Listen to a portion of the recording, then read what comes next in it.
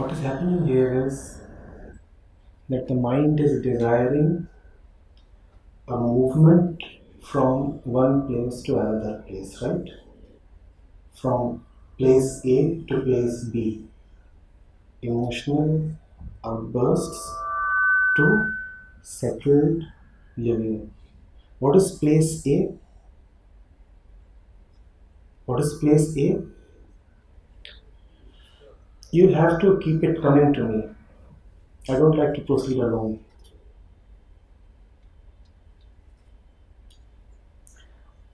Emotional outbursts to settled living.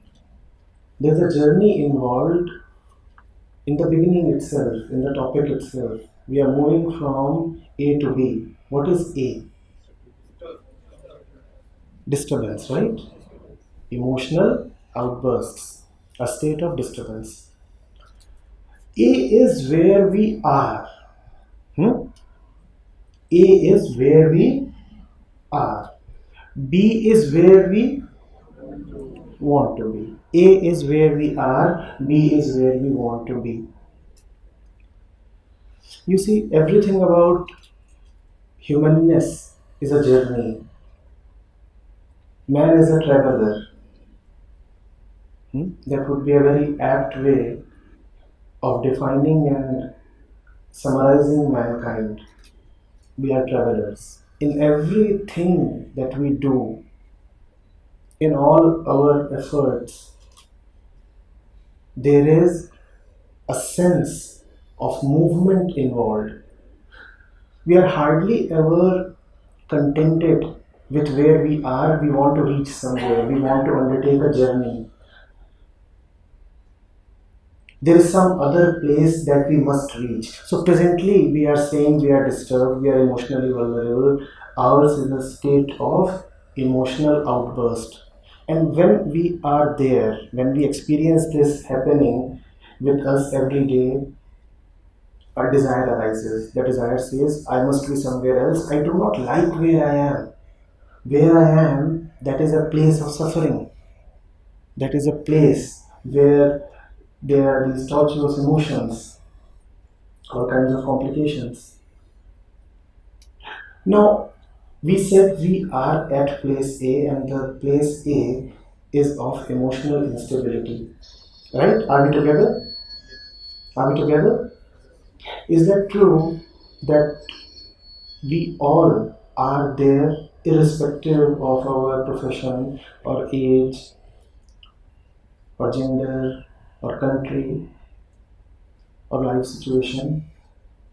Is it not true that we all experience this fickleness of moods, this rise and fall in motivation, this game of attraction and repulsion, the seesaw of hope and hopelessness? Do we all experience it or not? Okay. Who all experience it? Please raise your hands. Anybody here who does not go through this cycle? We all do. So we all are at which place? Name that place. A. We all are at A. Now, being at A, do we really know B? We don't know B, right? One of the things about A is that it is a very imaginative place. When you are at A, you are so perplexed, irritated, and saddened by your current situation that you desperately want an alternative. The alternative is not there because you can be only at one place and that place is A, so you imagine an alternative. That imagination is peace, that imagination is settlement, that imagination is stability. I am unstable, I would be settled.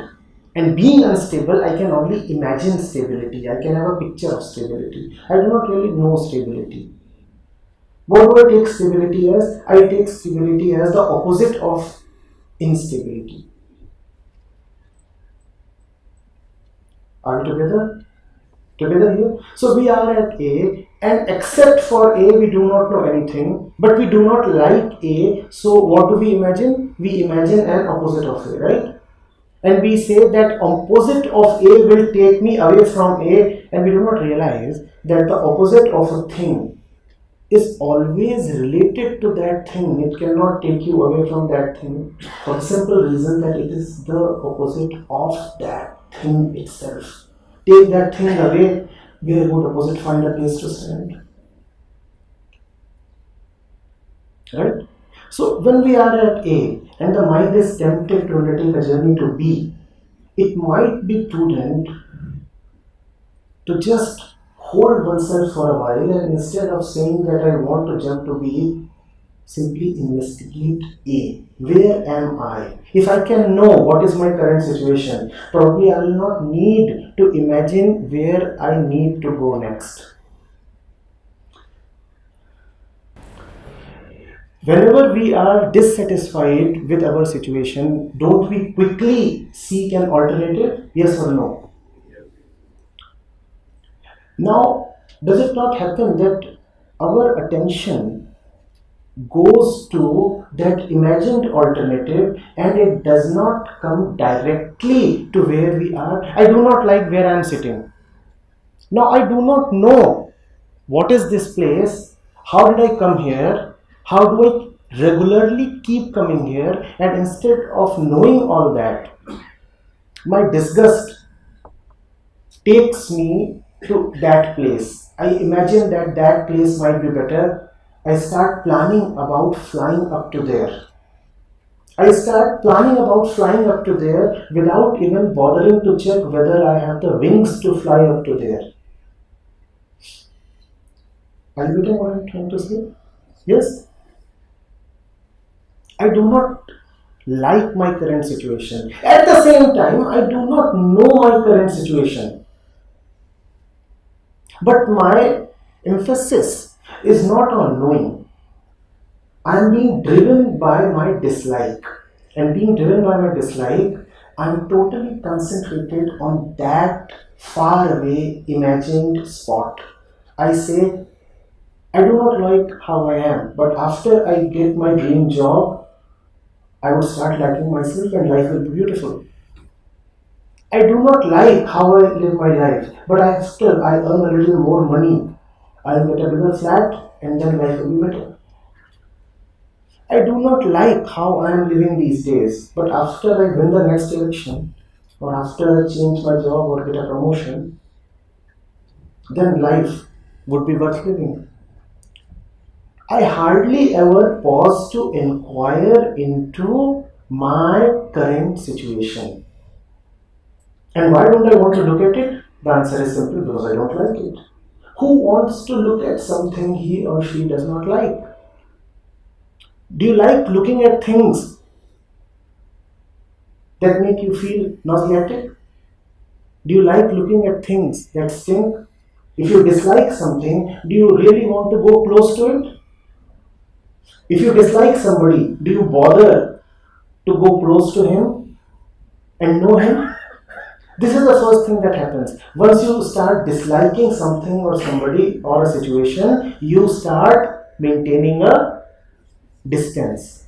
So if we do not like how we are, we start maintaining a distance from ourselves, and instead we start imagining a rosy future. We cut ourselves off from the present and we move into dreams of another world, a fanciful world, a world of my dreams. Now, is that something that I am asserting from this podium, or is it something that is your daily experience? It is your daily experience, right? So I'm not sitting here doling out fairy tales, right? What I'm talking about is these our life, right? Whose life? our common shared life, not this speaker's personal prejudices. I'm not coming to you with some kind of a personal ideology. What I'm saying is not my viewpoint. I'm just exposing to us what our life is like, our life. Because in these matters, we all live shared lives. When we say emotional outbursts, we do not mean emotional outbursts only of Amit there, or Raghav there, or Priya there, or the speaker here. We mean emotional outbursts that we all know. The mind of mankind that experiences all these things, right? Hmm? Now, it's much more important to examine where we are. Now, where are we? Let's see. As we know ourselves, we are the mind, we are the body. Hmm? If somebody asks you who you are, you will either talk about your body or you will talk about your thoughts. Correct? So, as we know ourselves, we are the mind, we are the, please, we are the body. It should not take you long to comprehend that the mind is nothing but a collection of influences and experiences. Whatever you have been through, whatever has left behind its imprint upon you, stays with you as the mind. Right? The mind is the environment that you are in.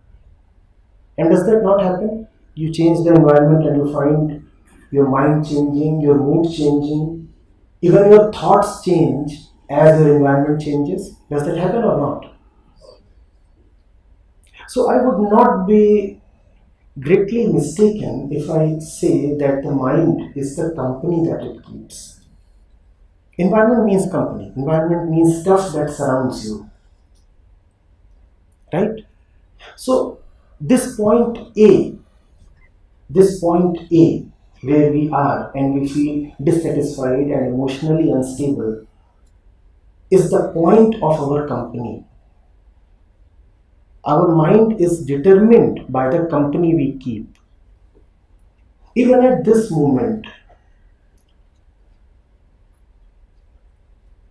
the person sitting next to you might have an important impact upon how clearly and how attentively you are able to listen and participate. Your company is so extremely important. And what is it that we are surrounded with? You look at your company, if you say that you are emotionally vulnerable, what is the quality of people around you? Are they emotionally stable or vulnerable? Vulnerable. If we are emotionally vulnerable, we come across another surprising fact: the people around us too are emotionally vulnerable. Now, is it far fetched to draw a connection? I'm asking you, don't you see a direct relation here? Surrounded by people who themselves are agitated and off center, how will you remain peaceful? And the irony of the situation is that the more peaceless you are, the more is your tendency to surround yourself with peaceless people. The more disturbed you are, the more will be your tendency to surround yourself with disturbed people. Disturbance attracts more of disturbance. And do you see what kind of a negative downward spiral it is? You are already agitated, And you pick up your phone, and whom do you call? A person who is just as agitated as you are, and hence, when your agitation reaches him, he reacts with more agitation of his own and brings down you along with himself. Do we have people in our life who can calm us down? If that be so, it is a matter of grace. But usually it is not so, because people in our lives are our own choice. And if the one who is making the choice is a disturbed fellow, then that disturbance will reflect in all his choices. Is that not so? If you are someone who cannot choose wisely, then whatever you have chosen for yourself will be a representation of lack of wisdom. Is that not so?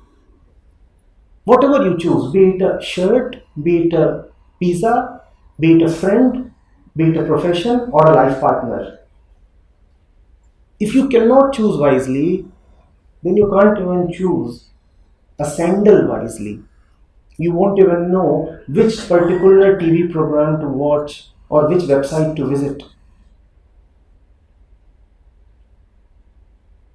Are you getting this? So that is the fact of point A. When it comes to the mind, we said we are mind body beings. And we are looking at mind and we are finding that we have enveloped ourselves with people, with situations that are just as off center as we are, that are just as loose and anchorless as we are. And hence, we mutually contribute to each other's downfall. Look at anything that constitutes your environment, not only people, the place where you live, the TV programs that you watch, the shops that you visit, the places of tourism that you go to. Is the choice coming from stability or is the choice coming from disturbance?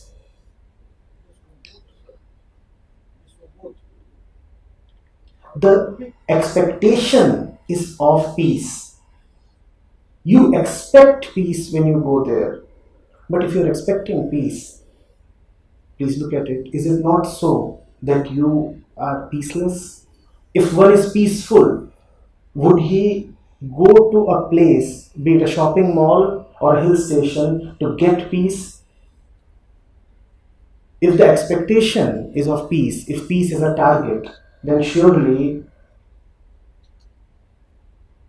the starting point, the center, the current situation is of lack of peace.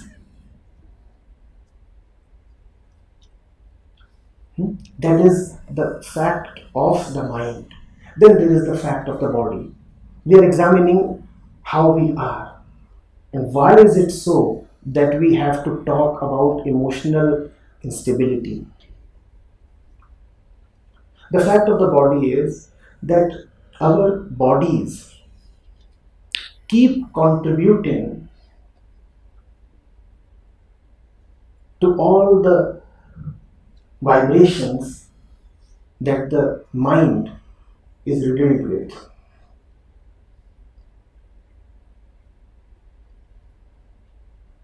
You wake up in the morning and there is always something amiss with the body. It could be the shoulder or the liver. It could be an ankle or a kidney. It could be the eye or the thigh.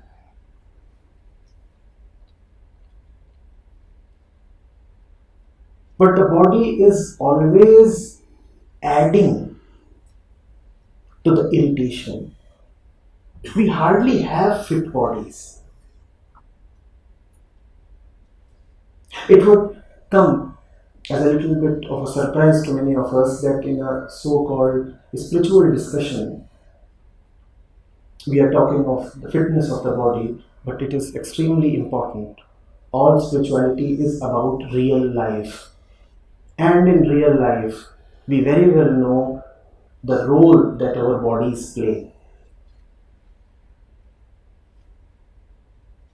Our bodies are not such that they will keep us peaceful, settled, alright, relaxed. Our bodies contribute to our disturbance. And if they do not initiate that disturbance, they at least amplify that disturbance. If you have a knee that is aching, then with every step that you take, there is something inside you that complains against life. Have you experienced that? Hmm? Even one finger that has an ache or a sprain is enough to raise thoughts in the mind. The mind might be otherwise settled and thoughtless, but one small finger is enough to send it racing.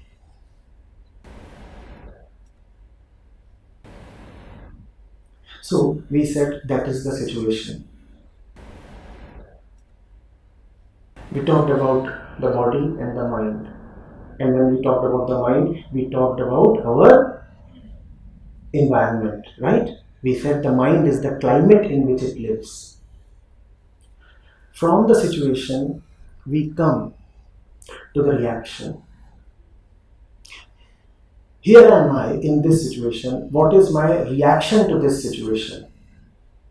I am in this situation, surrounded by a particular world of my choice, living in this world with this body that I am carrying. How am I now reacting to this situation?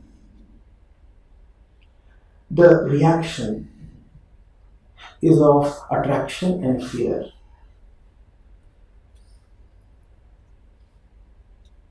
If there are people around you and situations around you and bodies around you that keep telling you that there is something to be avoided, that the world is a hostile place, then continuously you want to change something, to move to some other place, you want to seek security.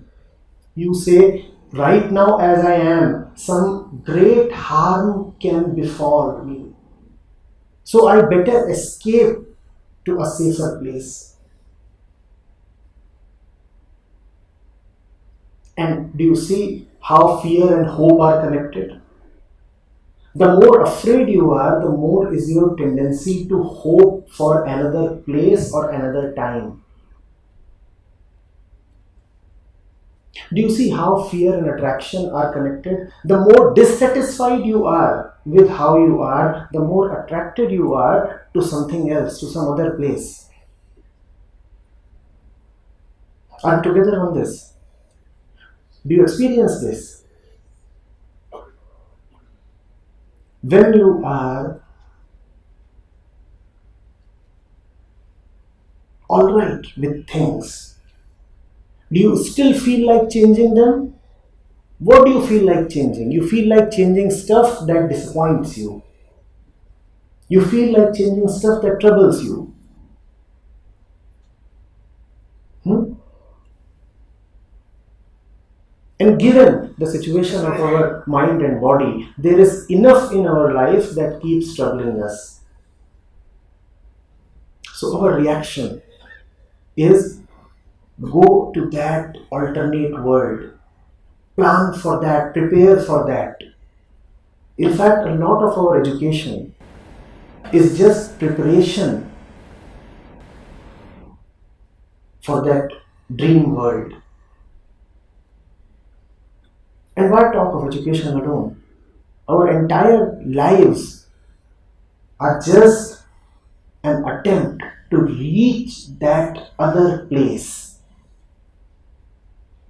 We talk so much about that other place. That other place occupies so much of our mental space. But we hardly ever bother to inquire why at all do we want to reach there. And if we could inquire into that, if we could be a little more bold, a little more fearless, and just look into the prevailing situation of our lives, then probably there won't be such an overpowering need to travel up to there.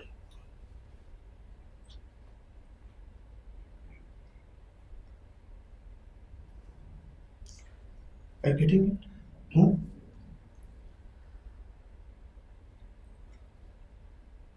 We see that we are still not coming to solutions. We are just diagnosing. We just want to know what the situation is like. The emphasis is on the situation, not the solution. I really believe that all of us sitting here, whether senior or junior,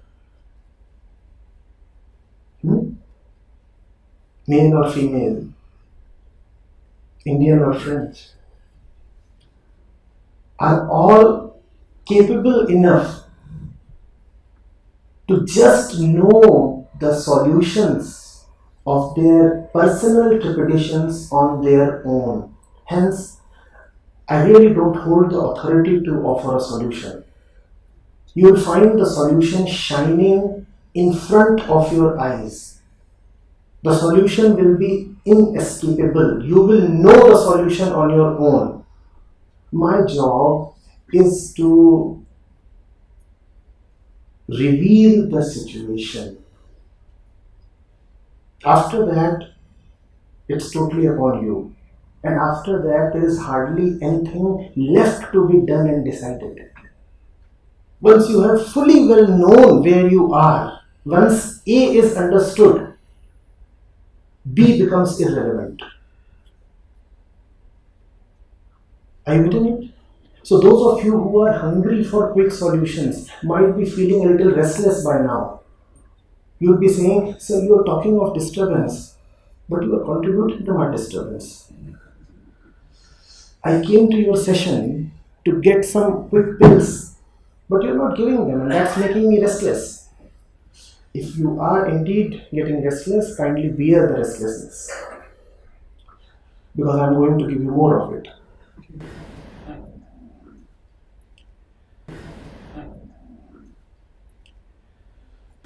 Now, there is a situation, there is the reaction, and then there is the naming. How do I name my situation? I start calling myself a victim. The naming is that I am a victim. Something wrong has happened with me. Victimization is something that the mind is so fond of. I have been undone by my circumstances. There is nobody here, not only here, in the entire world, not only in the entire world, there is nobody who was ever born, and there is nobody who would ever be born, who somewhere does not think of himself or herself as a victim. We say we could have shone brilliantly like a diamond. It's just that there was nobody available to polish us. Or if we want to go a step ahead, we said, oh, we are in fact polished diamonds. But there was nobody available to value us. You know what? I'm a liar, a cheat, an angry man, a violent man.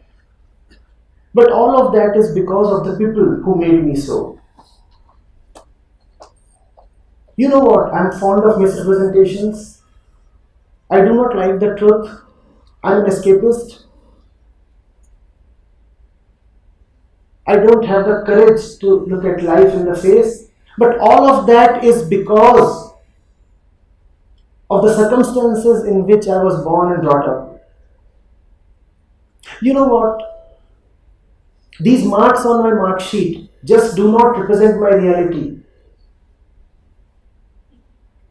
It's just that the transformer got blown up on the eve of the examination. I could not prepare.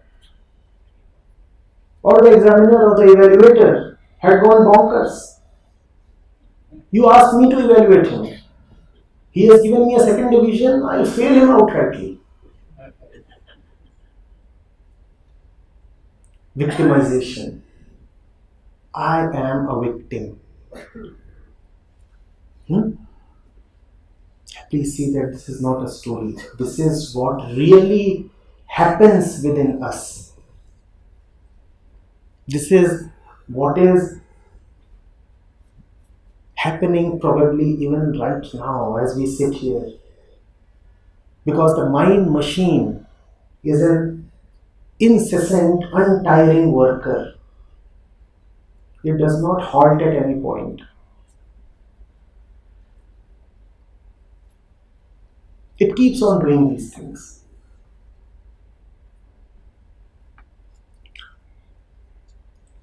Having named its situation as that of the situation of a victim, the mind reacts.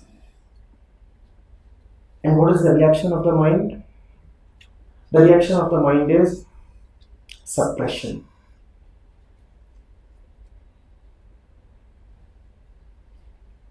Well, you know, all this is boiling up within me. But I cannot express it because the world is a bad place. You remember we said the mind is the company that it keeps? And the company that the mind keeps has taught the mind that the mind is living in an antagonistic environment. So I better suppress all that which I feel about the world. If I bear myself out, I will be harmed. We do not let ourselves be exposed, be real, be naked. Even in front of our most intimate relations. It was probably understandable had we said that we do not reveal our core to a stranger or to our neighbor. But you know, the tragedy of living is that we do not reveal ourselves even to our parents, to our closest friends, to our spouse, to our teachers. Whosoever we swear is close to us in life,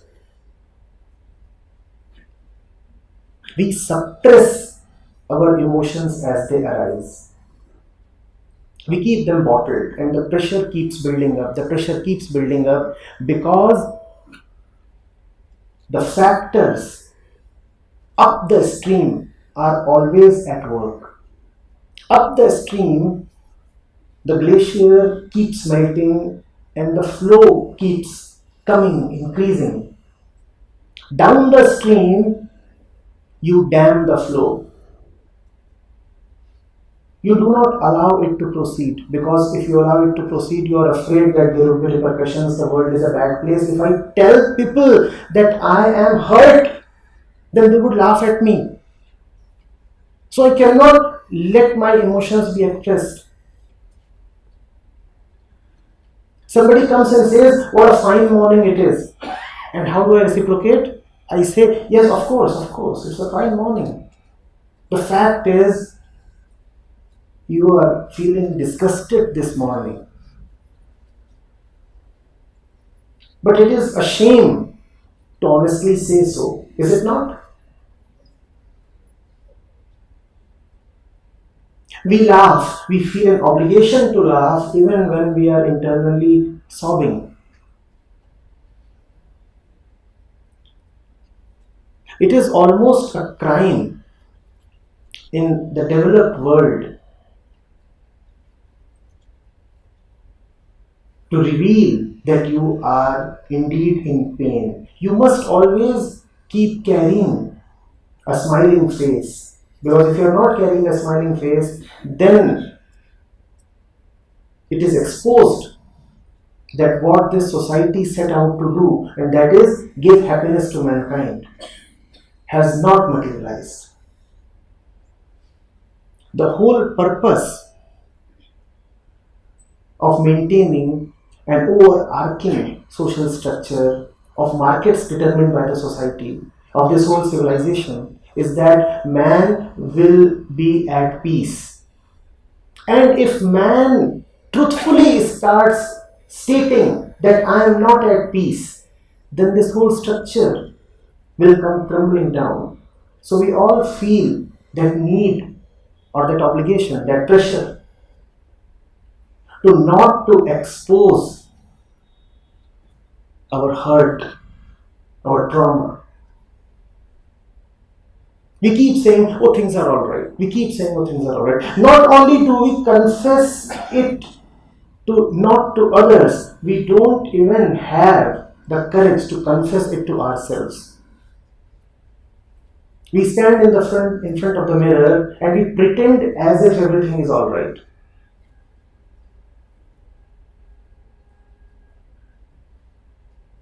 Now, obviously, when you keep suppressing things for long, the result will be obviously an explosion. Even the strongest container can withstand pressure only till a limited point. Even the largest of dams can contain the flow of the river only till a certain time. And after that, there would be a deluge, a burst, an explosion. And when that explosion happens, we are taken by surprise. We say, why did this happen? How come a civilized man like me, a sober man like me, a gentle person like me, explode like that? How many of us have seen that? People who otherwise appear so calm and composed, have you seen them exploding and crumbling for no reason? Have you seen them? Yes. The explosion is the fact.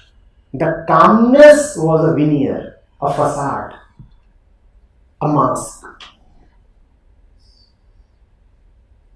The explosion only tells that the calmness was actually never there. There was only a pretension of calmness. And there are so many who keep pretending to have a calm face. And they are respected. They are valued because of this.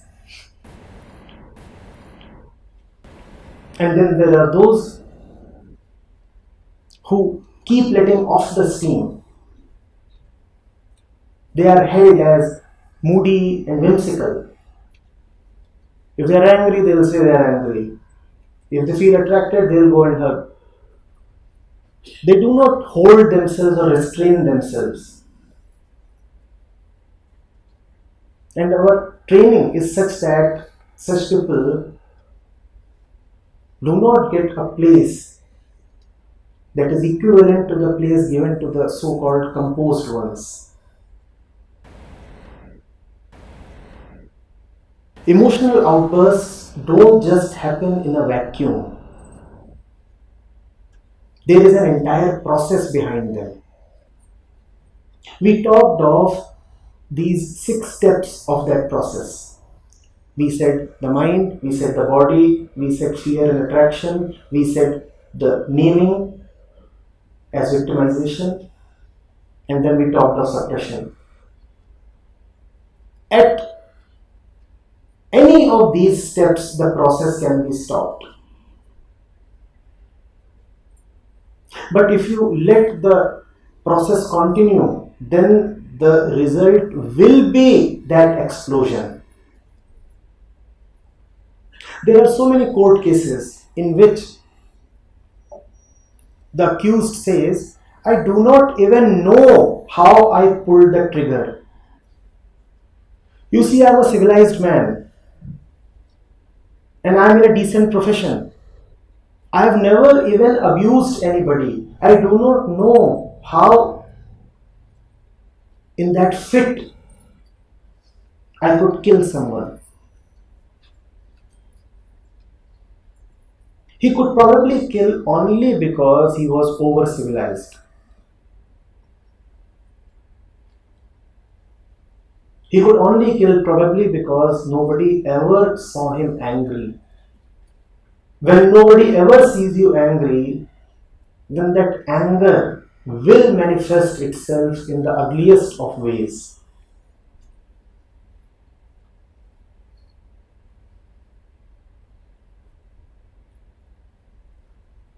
Does it not happen with you? Are you often not surprised by your own sudden reactions and mood swings? This is where we stand. We want always to treat the symptoms, we want to treat the moment. When there is an emotional outburst, whether of helplessness or of anger, we say there is something wrong that happened today. You know what? Tonight at 10 p.m., I just broke down. Tonight at 10 p.m., I broke down. I was in tears. I was simply inconsolable. What do we think? The quick conclusion that we draw is there is something wrong that happened at 10 p.m. in the night. I want to request to you, it's not about that event at 10 p.m. in the night. Behind that event is a whole lifestyle. Behind that event is the total process of living. But because we do not see the subtle, we only see the gross. We do not capture the events when they are really happening, we capture only the loud consequences.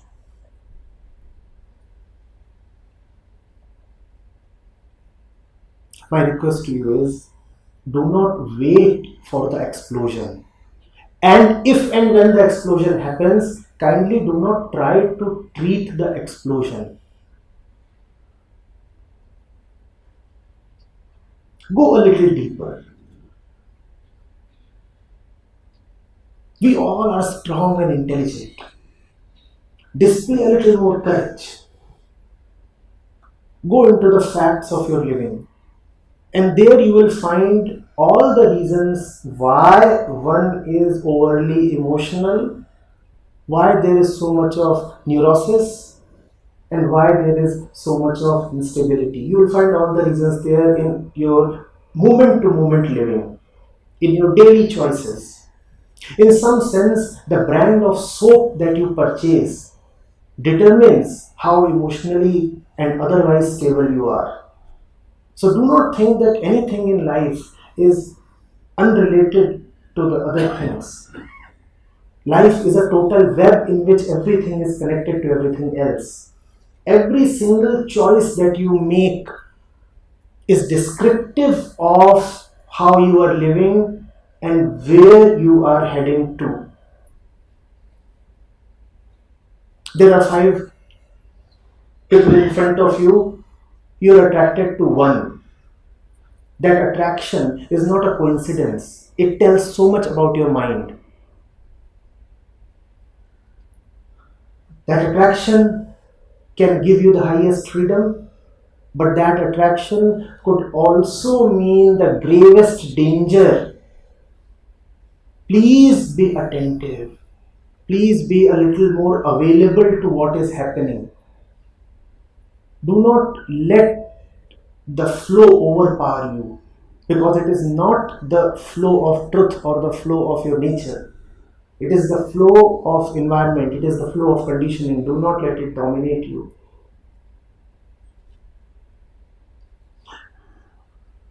Are we together or have I lost most of you? Together. At least some of us are together. Everything in existence naturally expresses itself. Manifestation is inherent in existence.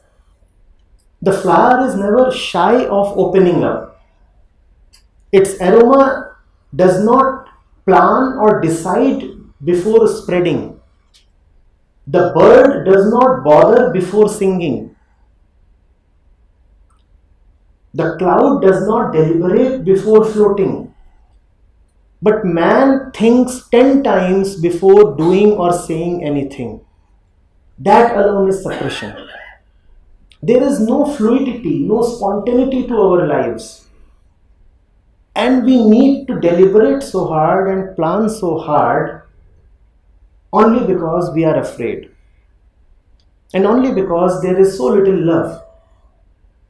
You are writing a message to somebody, you are writing a letter to somebody, you are not confident that there is enough in the relationship to have that fellow quickly, thoughtlessly understand what you are communicating. So you are bothered. You refer the dictionary, you consult the thesaurus, you want to put in just the right words, and at some point you end up deleting anything that can be contentious. But you please see, as we are, knowledge is unavoidable. So if I say well said, and if the ancient scriptures say jnanam bandha, that knowledge itself is bondage, that does not mean that man is in a situation to have no knowledge. Knowledge will be there. The problem not really is the abundance of knowledge. The problem is the misplaced value we give to knowledge. We try to apply knowledge even in matters where knowledge is not applicable. We try to use the mind even in matters where mind should not be used. There is so little of the heart in our lives. The heart knows no knowledge. The mind knows only knowledge. Where there is knowledge, only there can you have calculation and conclusion. Where there is knowledgeless action, there is only action. No planning for the action. There is only realization, no conclusion. And that is why there is so little of insight in our lives.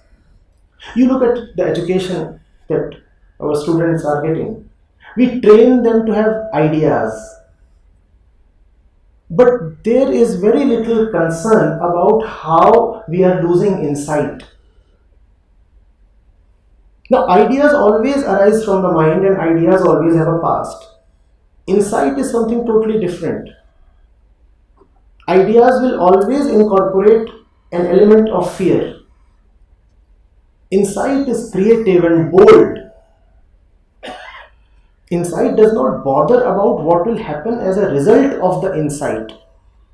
Insight just comes. Now here it is.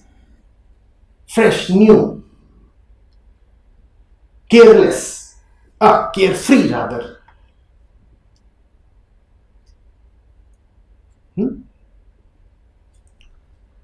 Have knowledge. I am speaking in a place where knowledge is being generated and dispensed. I dare not say that knowledge is worthless. Knowledge surely has its value. But do not love on the basis of knowledge. Do not live on the basis of knowledge.